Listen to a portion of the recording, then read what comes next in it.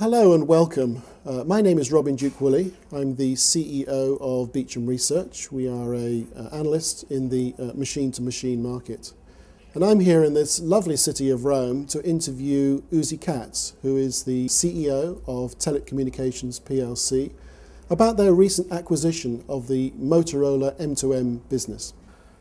So Mr. Cats, why do this acquisition? What does it provide Telit that you don't already have? The Motorola acquisition is a perfect fit for Telit.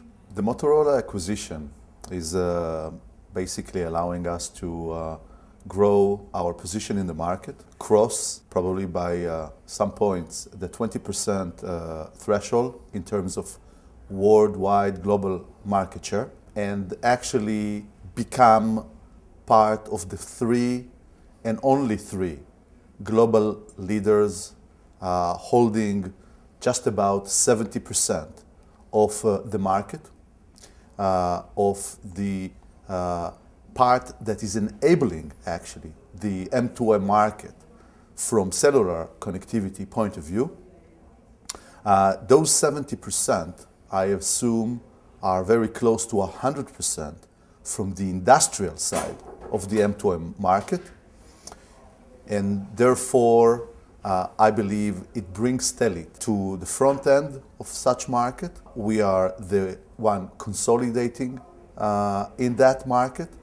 That kind of consolidation probably and potentially will continue. And in the end of the day, I believe those are the three players to stay and lead this market to its exponential growth, as we believe in the next years to come. So Oozi, how quickly do you expect this deal to be earnings enhancive for Telit? Well, actually, as we have announced, we believe the deal was made in a very prudent and a correct manner, financially speaking, and therefore it will be enhancing in terms of our EPS already this year. So recent acquisitions in this market have been somewhat different. They've been all about companies taking over module suppliers and moving the product range into a wider sphere. This is a deal of two existing similar companies in the same business. So how do you expect this to be different in the marketplace and to change the position of Telit looking forward? I believe actually reaching mass is the critical issue in being able to play on the service side. The way to achieve that, I believe, is by acquisition on one hand and organic growth on the other hand. Just to point out that in 2010, we already announced that our revenue showed 48% organic growth. And this is an impressive number, I think, against the growth of the market, which when you write your report for 2010, I assume would be somewhat less than 20%. So Oozi, what are your plans for Motorola staff? Is there a duplication of resources there that needs to be handled? I have to say that I'm seriously impressed with the human resource we have received from Motorola. Significant skills, great spirit, and I think that within less than a month after visiting them in most places in the world, I can say that this is already one happy family rather than a company that is acquirer and the other one is an acquiree. Now it's all one big family and it looks quite promising. Does this deal enhance your R&D capabilities, and if so, how? We have doubled our strength in Israel. We have there right now an office with about 80 people. Basically it is already becoming our fifth R&D center. I believe we will see this center growing and flourishing because the availability of the relevant expertise in the Israeli high-tech market is the kind we need. Having said that, I can state and promise we will continue to grow also in our other centers, in Trieste, in Sardinia, in Seoul, Korea, as well as our short-range center in Sofia Antipolis.